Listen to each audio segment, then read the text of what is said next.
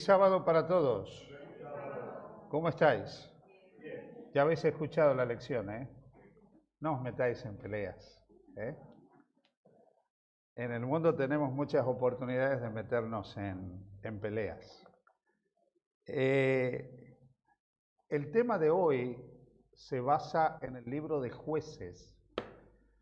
De hecho, vamos a leer varios libros, o sea, hay varios textos, son 3 capítulos, por lo tanto no vamos a leer los 3 capítulos del libro de Jueces, del capítulo 6 al capítulo 8, así que simplemente he traído algunas ilustraciones para compartir con vosotros, ¿sí? Y si Dios lo permite, pues es lo que vamos a intentar hacer. Yo sé que como os gusta mucho la historia, os voy a hacer un resumen de algunas cosas en esta mañana. Los que son de Asturias, esto va a ser más significativo que para otros puede ser intrascendente, pero acá hay un detalle muy interesante, porque vamos a empezar hablando de los 300 de Pelayo, ¿no? ¿Habéis escuchado hablar de Don Pelayo? ¿Cuánto habéis escuchado hablar aquí de Don Pelayo? ¿Sí? Sí, bueno, no todos, evidentemente no todos saben quién era Don Pelayo, ¿no? Pero es que este personaje, esta persona, por lo menos en lo que es la península ibérica, España específicamente, cumplió un rol que es muy interesante, ¿no? Y es bueno a veces recordar algunas cosas, porque el 28 de mayo, que ya pasó, el 28 de mayo ya pasó, se conmemora un hito histórico en la historia de la península ibérica, ¿sí? Y eso vamos a hablar, vamos a introducir un poquitito el tema con esto. Entre el 19 y el 26 de julio del año 711 se libró una batalla. Ya sabéis que tras la caída del Imperio Romano, Roma cae en el 476 después de Cristo, venían una serie de pueblos haciendo presión sobre las fronteras del Imperio Romano, que son conocidos como los pueblos bárbaros. A ver, ¿por qué les llaman pueblos bárbaros? Bueno, porque los romanos llamaban bárbaros a todos los que no eran griegos o romanos, pero no es que eran pueblos que vivían en la barbarie necesariamente. Y estas tribus eran tribus germanas, de origen germánico. Todos hablaban una antigua lengua germánica, el germánico antiguo. Y había varios pueblos, y todos estos venían haciendo presión sobre el Imperio Romano, hasta que finalmente en el 476 quiebran las fronteras de Roma, entran a Roma, destronan al último emperador de Roma, que era Rómulo Augustulo, y a partir de ese momento el Imperio Romano se va a desmembrar. Esto ya lo sabéis porque cuando hemos estudiado Daniel capítulo 2 hemos hablado muchas veces de esto, y se va a dividir en esos reinos que invadieron el Imperio Romano. En el norte de España va a haber especialmente un grupo que se va a sentar en todo lo que es la parte de Galicia y el norte de Portugal, que son los suevos. ¿Sí? ¿Habéis escuchado hablar de los suevos? ¿Sí? Son uno de los pueblos que entra. Y una partecita de Asturias. Y luego otro grupo va a entrar a la península ibérica, que son los visigodos. Los visigodos eran otro pueblo de origen germánico, y ellos van a establecer un reino. Luego conquistan a los suevos también, y establecen lo que se conoce como el reino visigodo. El reino visigodo va a ser el primer reino de lo que es Hispania, lo que hoy nosotros conocemos como España, hasta que finalmente en el año 711 ese reino va a desaparecer.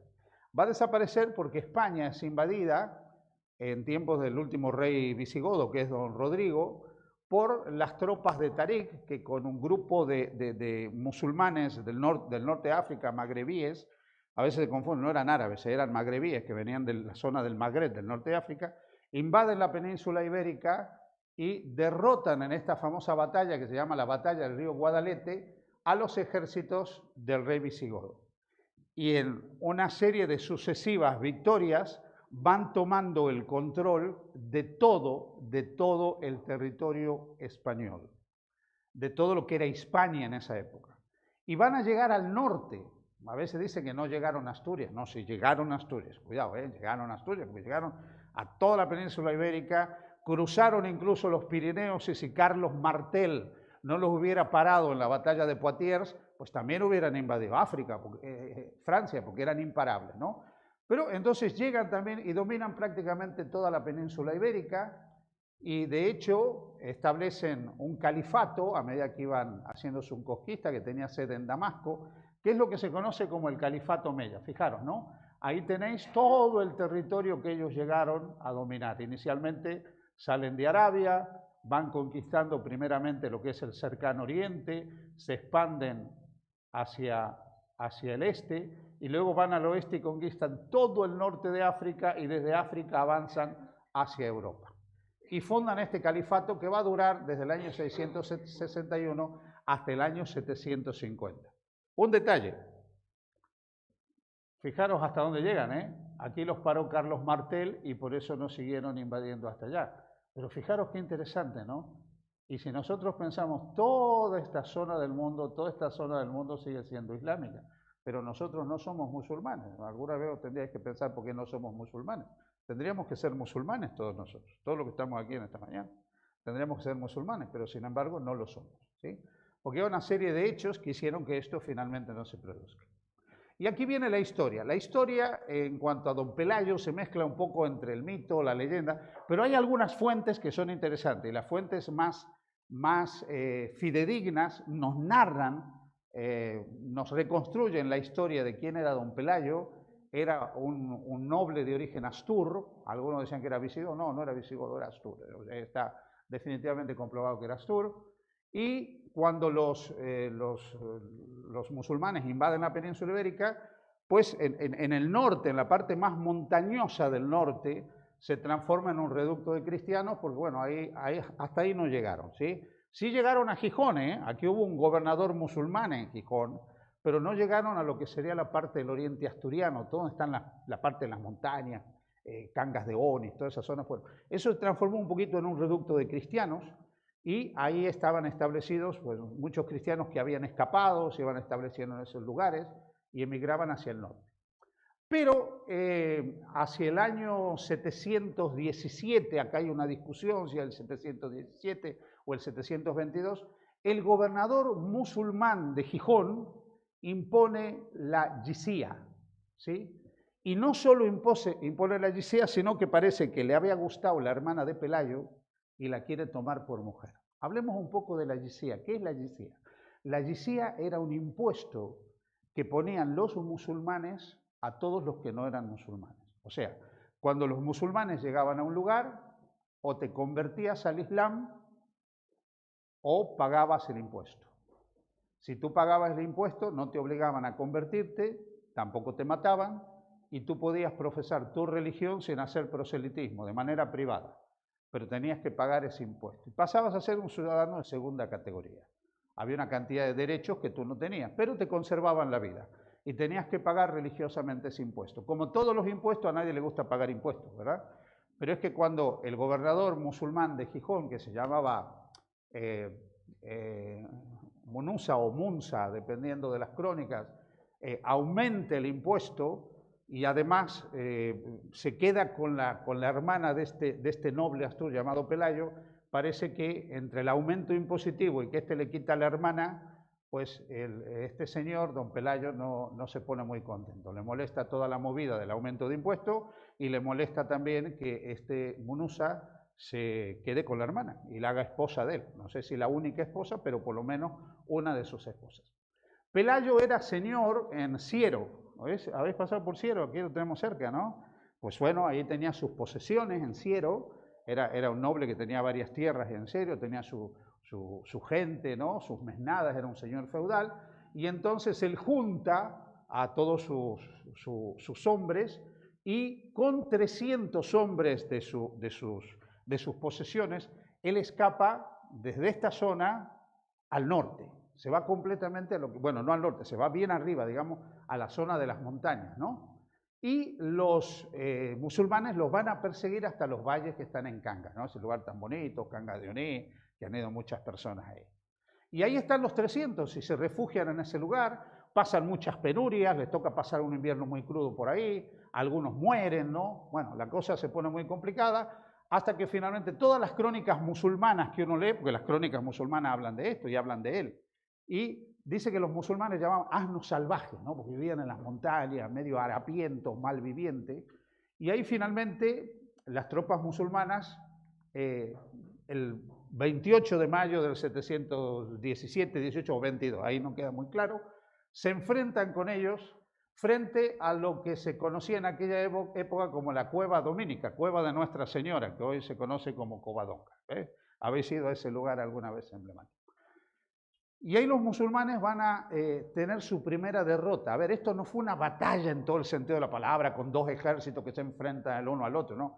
Fue, en toda regla, una defensa de estos astures que estaban escondidos en la montaña, que desde las cuevas le tiraban piedras, le tiraban flechas, lanzas, y le tiraron todo lo que podían, hasta que finalmente lograron que esta vanguardia de los musulmanes pues retrocediera, y como el lugar era muy difícil para llegar, muy complicado, dijeron, bueno, al final son unos pobres infelices, ya se morirán de hambre aquí, pues nos volvemos nosotros para nuestra tierra, y ya que ellos coman lo que encuentren, y ya no son nada, no van a poder hacer nada contra nosotros. Esto fue el 28 de mayo del 718, 17 o 722. Lo que los hombres de Munuza no sabían es que estos hombres que se habían refugiado en esas cuevas iniciaron un proceso muy, pero muy interesante que va a continuar de Covadonga, podríamos decir, a Granada, que es lo que se conoce como todo lo que es la reconquista, ¿no? Todo ese proceso a través del cual los hispanos van reconquistando el territorio hasta que 700 años después, exactamente en 1492, finalmente toman el control del último reducto islámico que había, que era el Reino de Granada. Es un periodo de 700 años, de muchas guerras, de muchos conflictos, de muchos problemas, pero lo que yo quiero destacar es que todo empezó aquí. O sea, probablemente hoy no estaríamos sentados aquí, probablemente hoy no seríamos cristianos, probablemente lo que nosotros conocemos no sería si aquel 28 de mayo del 717, 18, 722, se hubiera producido esa escaramuza y esto los hubiera envalentonado a estos hombres y mujeres para que finalmente decidieran ir avanzando, y luego ese pequeño grupo se transformó en el reino de Asturias, ese reino de Asturias luego se transformó en el reino Astur-Leonés, eso se transformó luego en dos reinos, el reino de Aragón y el reino de Castilla, el reino de Navarra, inicialmente también el de Pamplona. Y bueno, todo eso fue configurando lo que nosotros hoy, muchos siglos después, conocemos como España, con sus luces, con sus sombras, con sus virtudes, con sus defectos, pero el lugar donde nosotros estamos aquí. Y todo esto inicialmente se debe a los 300 de Pelayo, porque si Pelayo con esos 300 hombres, esas mesnadas que él recogió en el Valle de Siero en sus posesiones, no hubiera huido a las montañas de Cangas y hubiera enfrentado a las tropas musulmanas, probablemente la historia hubiera sido otra. Esta es la historia. ¿Qué tiene que ver esto con nosotros? Porque yo voy a hablar de 300 esta mañana, pero no de los 300 de Pelayo. Esto era simplemente para refrescaros alguna cosita de la historia que es interesante en relación con el día 28 de mayo que ya pasó. Yo quiero hablar de otros 300 que nosotros encontramos en el libro de Jueces, del capítulo 6, versículo 11, hasta el capítulo 8, versículo 32. Y aquí nosotros encontramos la historia de uno de los que fue jueces en el periodo de los jueces dentro de Israel. Ya sabéis que luego que Moisés saca al pueblo de Israel de Egipto, luego que ellos inician inicialmente el periodo de la entrada a la tierra prometida, tras la muerte de Aarón, tras la muerte de Moisés, finalmente tras la muerte de Josué, empieza un nuevo periodo dentro de la historia del pueblo de Israel, que es el periodo de los jueces. Ese periodo está narrado en el libro que se llama así, el libro de los jueces.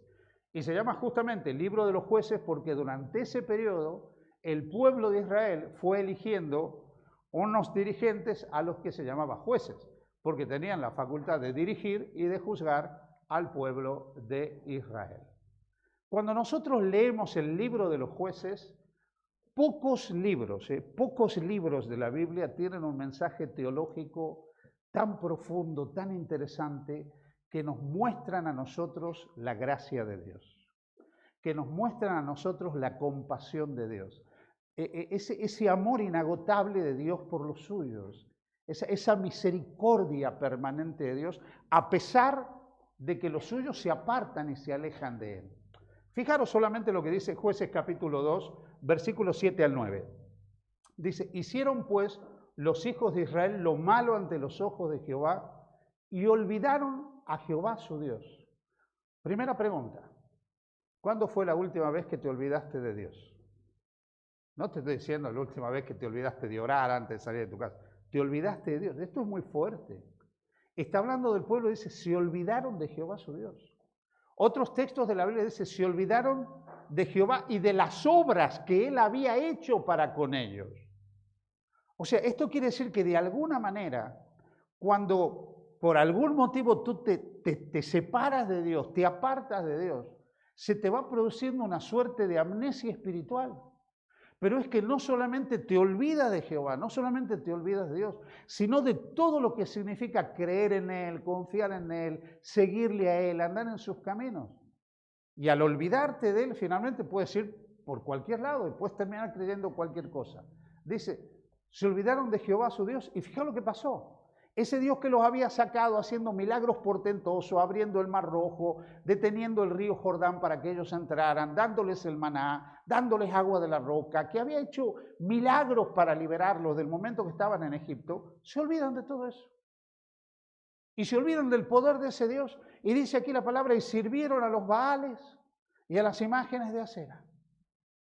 Y aquí viene una expresión que aparece mucho en el Antiguo Testamento para hablar algo que Dios hace. Fijaros, y la ira de Jehová se encendió contra Israel y los vendió en manos de Cusán Risataim, rey de Mesopotamia. ¿Sabéis qué es la ira de Dios? ¿Qué es la ira de Dios? Finalmente la ira de Dios es dejar que cada uno coseche lo que quiera. O sea, que vaya por el camino que se le da la gana. ¿Tú quieres ir por aquí? Pues vete. Pero vete sabiendo que hay consecuencias de la decisión que está tomando. Vete sabiendo que indefectiblemente con la decisión que tú tomas hay un antes y un después. Esa es la ira de Dios. La ira de Dios es entregarnos a nuestra voluntad y a que nosotros cosechemos el resultado de las elecciones que nosotros tomamos. Así se manifiesta en realidad la ira de Dios. No es que necesariamente Dios envió un pueblo, sino que ellos al separarse de Dios salen del amparo de la gracia, salen del escudo de Dios. Y el resultado natural es que finalmente le abran las puertas a otros que no es Dios.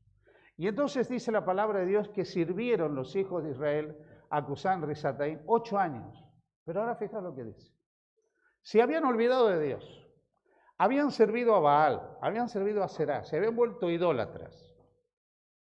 En otras palabras, a ver, estás donde estás, te joroba, macho. O sea, es lo que tú querías, pues ahí está. Sigue con tus dioses, con tus Baales, con tu Aserá, sigue, es tu camino, es tu elección. Y uno podría pensar así. Y yo siempre digo, pues menos mal que Dios no soy yo, o Dios no es alguno de nosotros, que Dios no piensa como nosotros. Entonces, fijaros, ¿no? Cuando estoy hundido, cuando estoy totalmente perdido, inmerso en las consecuencias de mis propias decisiones, entonces clamaron los hijos de Israel a Jehová. Y Jehová les dijo, ahí os quedáis y os jorobáis. ¿Dice así la Biblia? No. Y Jehová levantó un libertador a los hijos de Israel y los libró. Y aquí habla del primero, Otoniel, hijo de Cenaz, hermano mayor de Caleb. Y esto lo van a encontrar en el libro de Jueces una vez y otra vez y una vez y otra vez y otra vez. Y cuando nosotros leemos en el Jueces vemos en este libro lo que se llama la teología de la gracia, porque vemos realmente la teología de la retribución divina. Vemos cómo actúa Dios frente a las decisiones equivocadas de los suyos. Y vemos constantemente el pecado indefectiblemente trae dolor, el pecado trae sufrimiento. El pecado te puede traer una alegría momentánea, te puede traer una ilusión pasajera, el pecado te puede hacer feliz un momento o algún periodo de tu vida, pero a la larga el pecado trae dolor, el pecado no existe para que seamos felices. El pecado indefectiblemente, de alguna manera o de otra, te va a traer dolor. Y finalmente lo que es peor, te va a separar de Dios al punto que aunque no te traiga dolor aquí, no experimentarás el gozo de la eternidad junto a Dios. Ese es el gran dilema finalmente del pecado. Porque uno puede decir, bueno, pero yo peco y no pasa nada. Sí, bueno, Uno puede ver en la historia muchas personas que han sido malas y le ha ido muy bien a lo largo de la vida, es probable, no pasa nada. Pero el gran dilema del mal es que te separa de Dios, te priva el gozo de la eternidad. Pero indefectiblemente el mal tiene sus consecuencias. Consecuencias muy trágicas, que nosotros vemos a lo largo de la historia de la humanidad. Nosotros vemos que el mal finalmente lleva consecuencias individuales, lleva consecuencias colectivas. El mal siempre trae consecuencias, el pecado trae consecuencias. Pero en el libro de Jueces, a pesar de que nosotros vemos el pecado, a pesar de que vemos que el mal trae consecuencias, vemos la compasión incondicional de Dios. Porque ese pueblo se hunde en el fango, ese pueblo se aparta de Dios, ese se va tras dioses ajenos, se vuelve idólatra, encima cosecha el fruto de lo que había elegido, y cuando está hundido en la miseria, se acuerdan que Dios existe. Antes no. Y ahí se acuerdan que Dios existe y van a Dios. Y Dios los escucha. Y Dios les contesta. Y Dios les responde. Y Dios les libera. Por eso es que la gracia de Dios es diferente a nosotros. Y esto es comprensible. Porque nosotros, desde el punto de vista humano, no estamos diseñados para tener esa capacidad de redimir a nadie. Tampoco tenemos una capacidad inagotable de amor frente al que nos hace daño. Yo recuerdo una frase célebre de mi madre, que no sé si lo decía por mi padre, probablemente lo decía. Acciones quitan pasiones, me decía siempre, ¿no? Entonces, indudablemente, hay cosas que van destruyendo el amor, que van destruyendo la relación. Y nosotros no tenemos esa habilidad de perdonar incondicionalmente 1, 2, 3, 4, 5 mil veces, 500 veces. En algún momento nosotros no podemos más. No podemos más emocionalmente, no podemos más psicológicamente, no podemos más físicamente. Somos humanos. Y por eso es que nosotros no podemos entender que Dios, a pesar de que alguien haga mal, Dios siempre le extienda la mano. Y siempre le dé la oportunidad de volver. Y siempre lo redima. Pero no solo una vez, por favor, lees el libro de Jueces. Ahí se repite una vez y otra vez y otra vez y otra vez y otra vez y otra vez.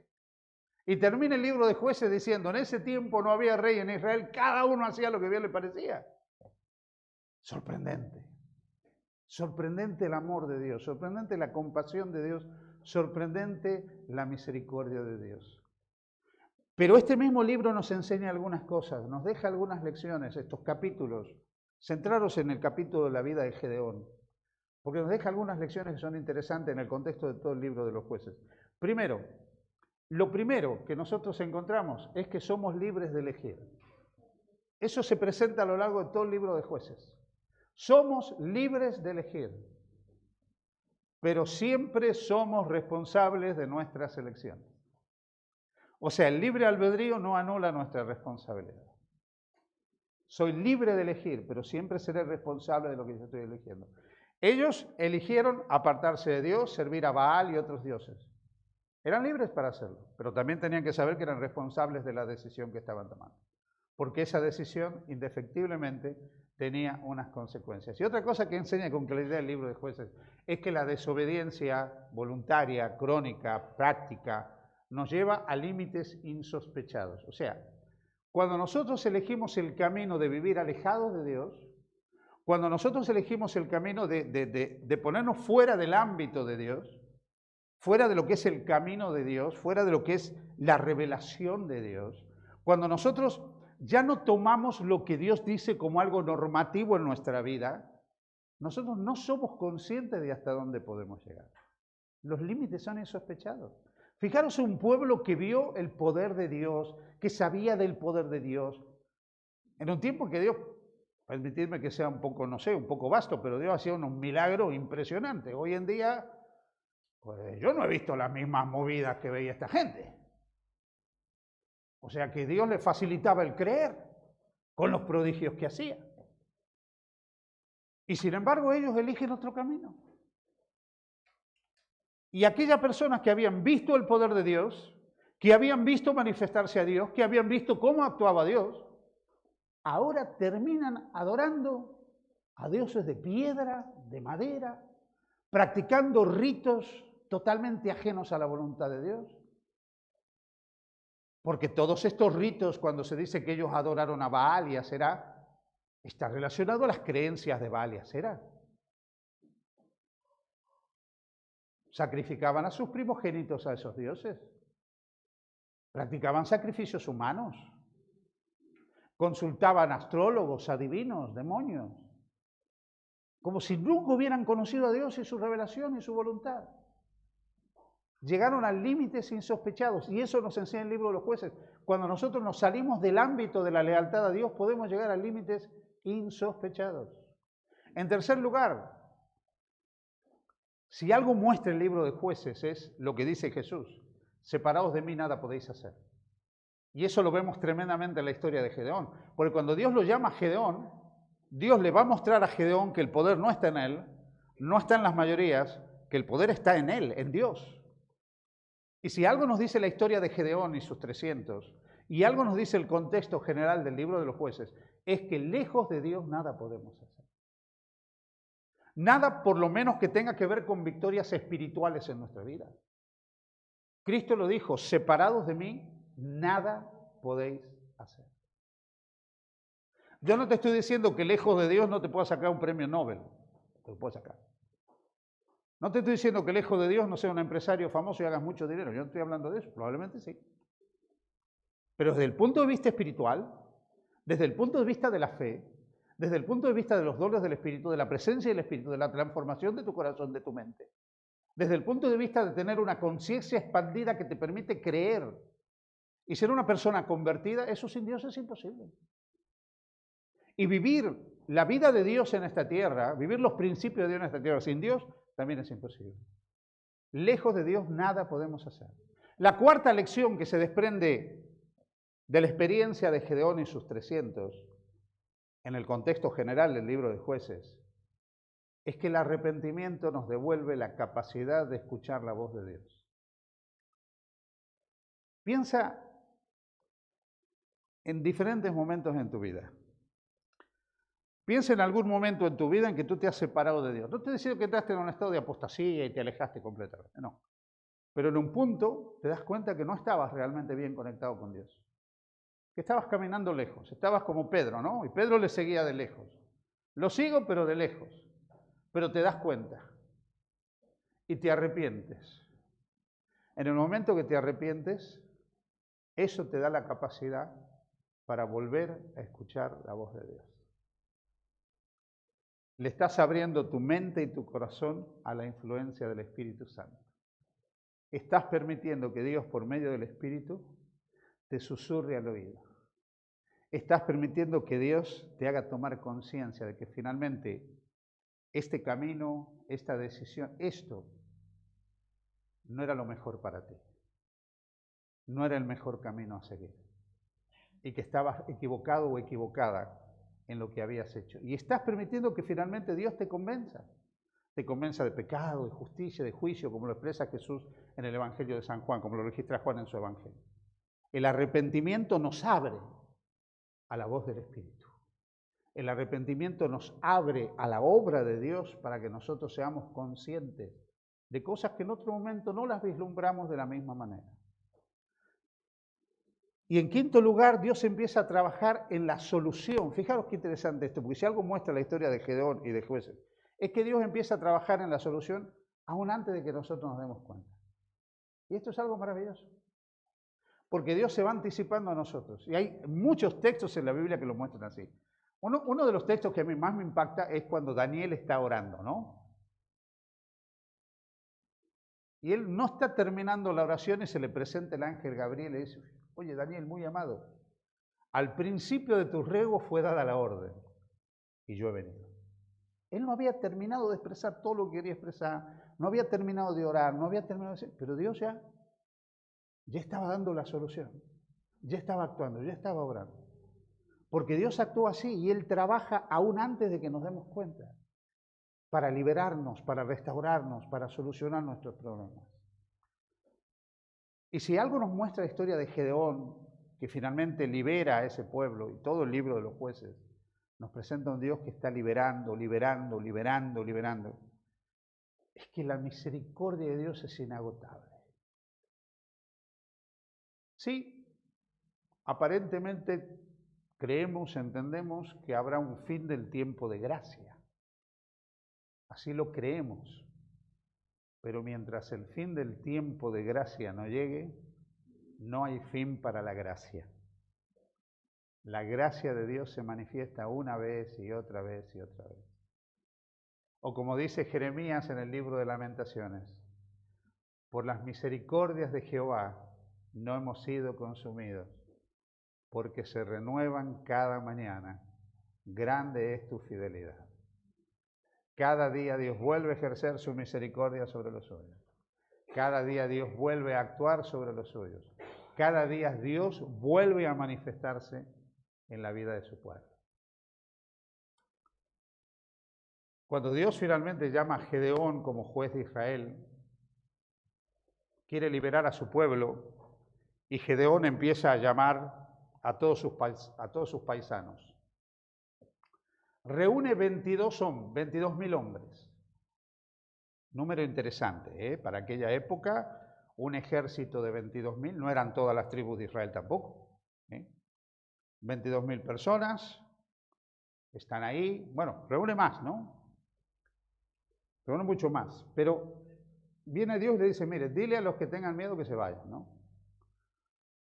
Y de todos los que eran, se van 22.000. Y van a quedar solamente 10.000, eran 32.000, quedan 10.000. Porque 22.000 Dios le dijo, a ver, esto de ir a la guerra es complicado, ¿eh? Si alguno tiene miedo, vuélvase a su casa. Y se fueron. Y quedan 10.000 que no sabemos si se quedaron para no quedar mal delante de los otros o porque realmente no tenían miedo. El texto da a entender que en realidad también tenían miedo. Pero de esos 10.000, Dios le dice a Gedeón que todavía son demasiados.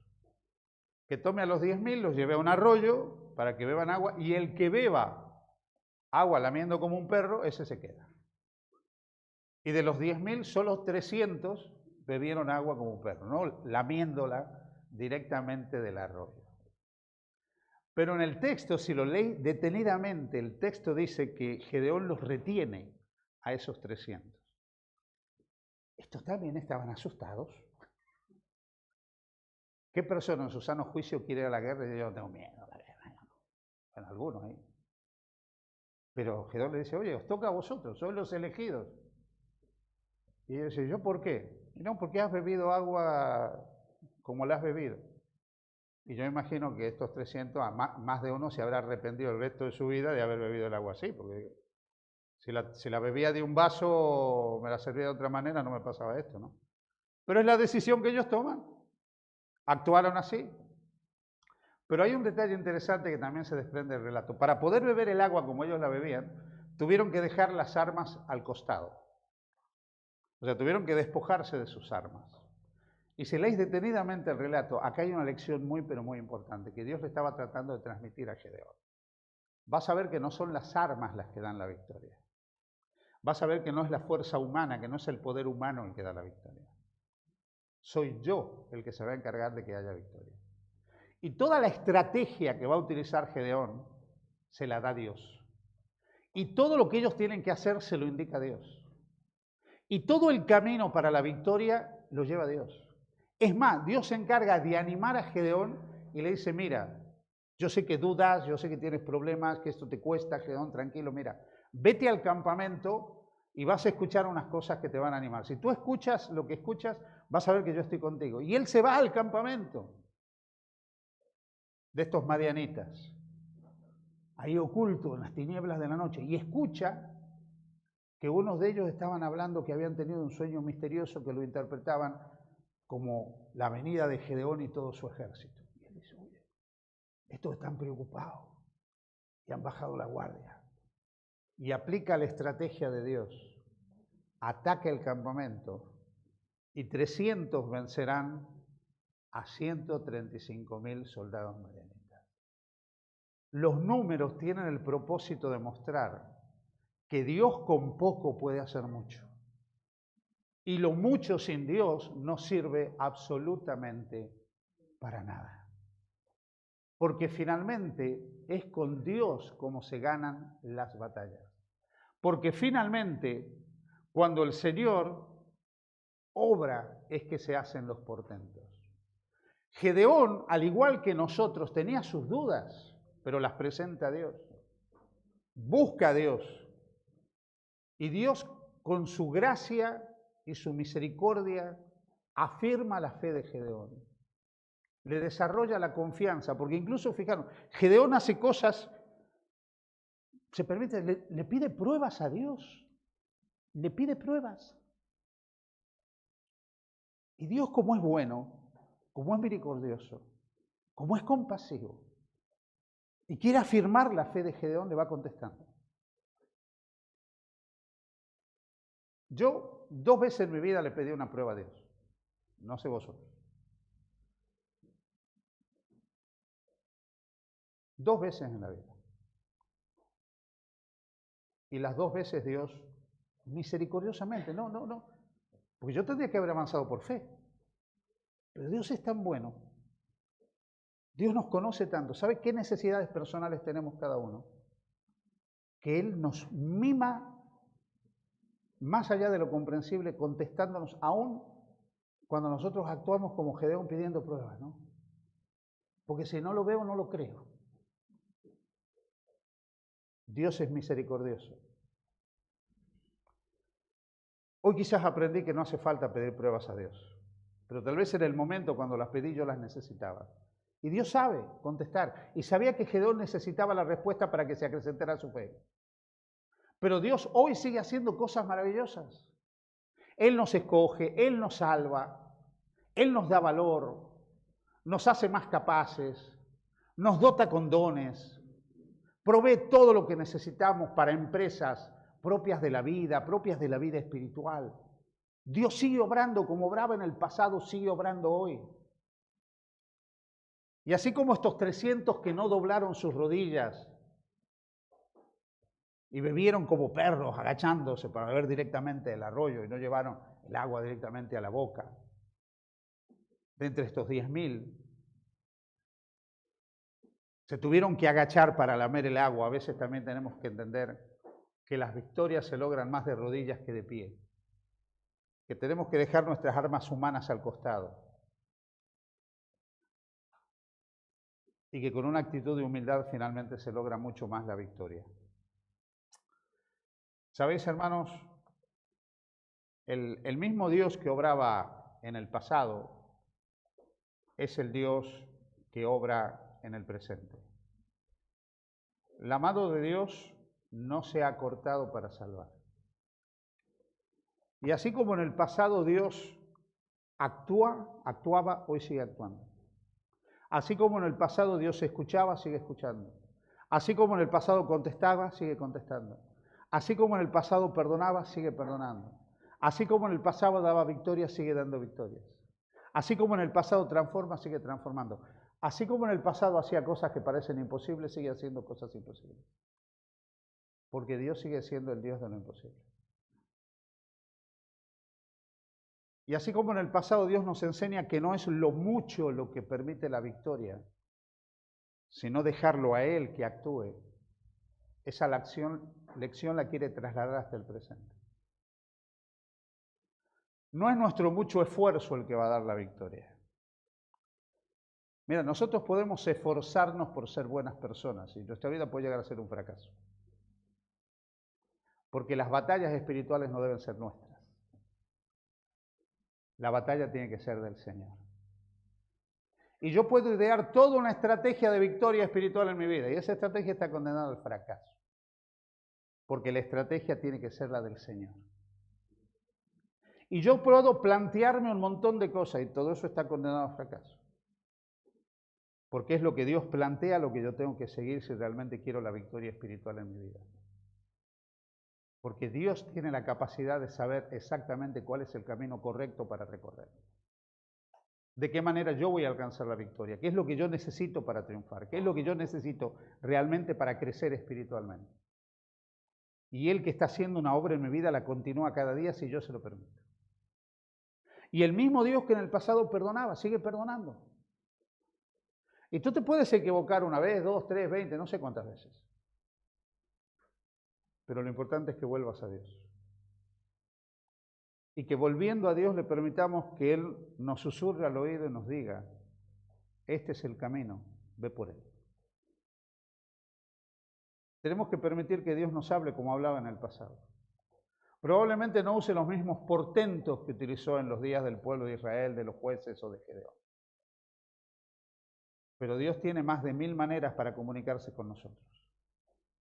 Dios tiene formas para hablarnos, para decirnos por dónde debemos ir y lo que debemos hacer. Y hay algo que se repite constantemente en el libro de los jueces y se encuentra en la historia de Gedeón. Y es la expresión, vino palabra de Jehová. Vino palabra de Jehová. Queridos hermanos, tenemos que aceptar la palabra de Jehová. Tenemos que dejar que Dios nos hable a través de su palabra, que Dios nos guíe a través de su palabra, que Dios nos oriente a través de su palabra. Porque solamente cuando nosotros dejamos que la palabra de Dios nos guíe, vamos a permitir que algo por encima de nosotros, no algo subjetivo, sino algo objetivo, sea realmente lo que le imprime dirección a nuestros pensamientos y en consecuencia a nuestras decisiones y a nuestra vida. En los días del pueblo de Israel y de Gedeón, pareciera que Dios actuaba de otra manera. Todo es más grandioso, todo es más luminoso, ruidoso, estridente. A veces nosotros no percibimos eso en la actualidad. Y eso nos lanza un desafío también a nosotros. El de aprender a andar por fe y no por vista. Aunque es cierto que Dios en ocasiones sabe que nuestra vista también necesita ser estimulada, que nuestros sentidos también necesitan ser estimulados. Y Él sabrá cuándo hacerlo, pero nos invita a andar por fe, a avanzar por fe, confiando permanentemente en Él y en su poder. No sé si alguno de los que están aquí en esta mañana tiene alguna preocupación por algo, o tiene un desafío delante, o ve lamentablemente por delante algo que le parece imposible de solucionar, o se ha apartado mucho de Dios, como le pasó al pueblo de Israel. No sé con qué Baales o Aserá anda cada uno, pero a los que vemos cosas imposibles de alcanzar, aquellos que ven prodigios imposibles de ganar, triunfos que parecen lejanos, aquellos que de alguna manera se han alejado de Dios tras dioses ajenos, el libro de Jueces nos dice que siempre se puede volver, que siempre Dios nos escucha, que siempre Dios responde. E independientemente de las consecuencias de nuestras propias decisiones, Dios está dispuesto a restaurar nuestras vidas, a darnos un nuevo comienzo. El libro de Jueces nos dice que si seguimos su voz, su palabra, sus caminos, sus estrategias y nos centramos en su voluntad, la victoria es posible. El libro de Jueces nos dice constantemente que a pesar de nosotros, su mano no se ha cortado para salvar. Que cada uno de nosotros en la necesidad que tenga, en el desafío que tenga, en la decisión que tenga que tomar, pueda confiar en aquel que da la victoria, no con espada, no con ejército ni con fuerza humana, sino con el poder de su espíritu, de sus estrategias y de su gracia. Que el Señor los bendiga. Amén.